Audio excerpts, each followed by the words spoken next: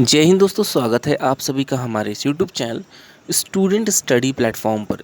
दोस्तों, Bihar SSC first inter level बहाली के तहत 4325 राजस्व कर्मचारियों की जिले में हुई तैनाती। देख सकते हैं यहाँ पर यह खबर निकल कर आ रही है राजस्व एवं भूमि सुधार विभाग की ओर से 4325 नव चयनित राजस्व कर्मियों की जिले में तैनाती की गई। राज्य में फिलहाल 8463 राजस्व कर्मचारी के पद स्वीकृत हैं, जिनमें सिर्फ 1700 कर्मचारी कार्य कर रहे हैं। बिहार कर्मचारी चयन आयोग के माध्यम से चयनित राजस्व कर्मियों की जिले में तैनाती 75% भर गए हैं। यानी कि इस बार जो 4325 लोगों का सिलेक्शन किया गया, उनकी जिले में तैनाती की गई, जिससे कि अब जो है कि राजस्व एवं भूमि सुधार विभाग में 75% जो है कि राजस्व कर्मचारियों की पूर्ति हो चुकी है। बचा 25%। तो 25% के बारे में देखिए यहाँ पे क्या कहते हैं। तो राजस्व एवं भूमि सुधार मंत्री रामसूरत कुमार ने मंगलवार को विभागीय कक्ष में आयोजित प्रेस कॉन्फ्रेंस में इसकी जानकारी दी। उन्होंने कहा कि कार्य का भार अधिक होने के कारण राजस्व कर्मचारी निजी तौर पर सहायक रखते थे, जिससे कई गड़बड़ियों की शिकायत भी सामने आ रही थी। नव चयनित राजस्व कर्मचारियों की तैनाती से इस सब चीज़ों पर विराम लगेगा।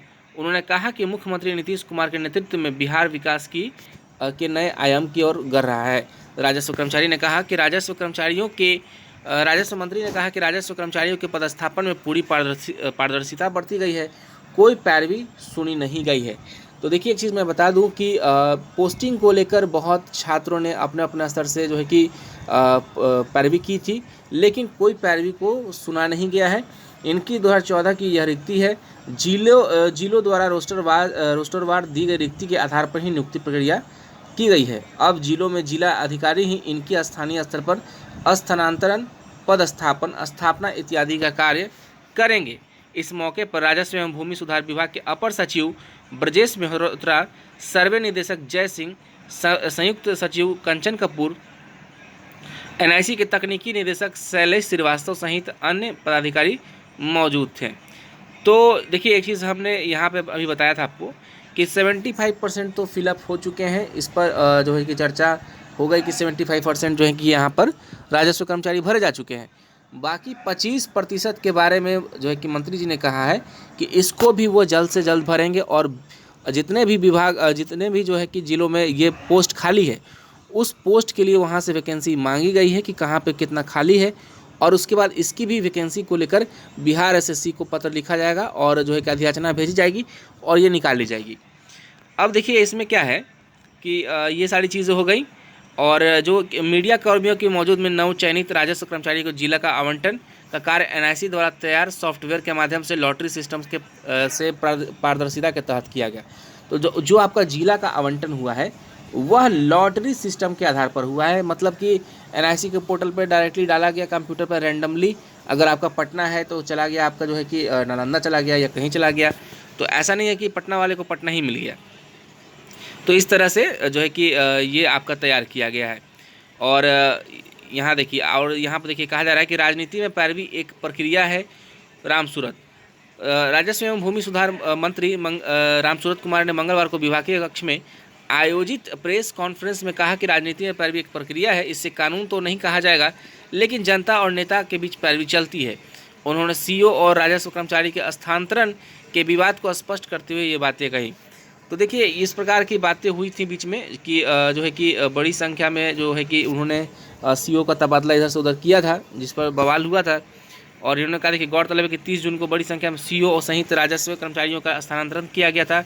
इस पर अधिकारियों की शिकायत के बाद मुख्यमंत्री ने स्थानांतरण आदेश को रद्द कर दिया था। तो देखिए, यहाँ पर क्या है, कुछ चीज़ें मैं बात करना चाहूँगा राजस्व कर्मचारी को लेकर। नवनियुक्त राजस्व कर्मचारी जो सिलेक्ट हुए उन पे बात करूँगा।